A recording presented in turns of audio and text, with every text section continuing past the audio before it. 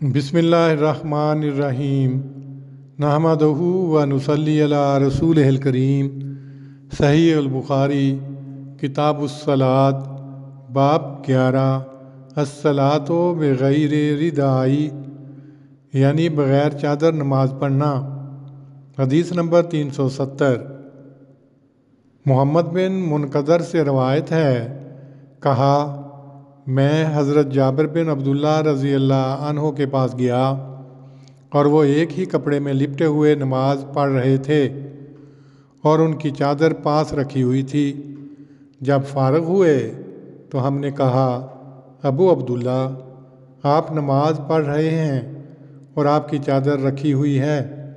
کہا، ہاں، میں نے چاہا کہ آپ جیسے ناواقف مجھے دیکھیں۔ میں نے نبی صلی اللہ علیہ وسلم کو اس طرح پڑھتے دیکھا۔ تشریح: باب 11 قائم کر کے یہ امر واضح کیا ہے کہ باب نمبر 10 کی روایتوں سے یہ نہ سمجھ لیا جائے کہ استعمال سماع وغیرہ کے جواز یا عدم جواز کا مسئلہ ثابت کرنا مقصود ہے، نہیں، بلکہ اگر سطر ظاہر نہ ہوتا ہو تو ایک کپڑا لپیٹ کر نماز پڑھ سکتا ہے، جیسا کہ حضرت جابر بن عبداللہ نے پڑھی ہے۔ اللہم صلی علی محمد وعلی آل محمد کما صلیت علی ابراہیم وعلی آل ابراہیم انک حمید مجید۔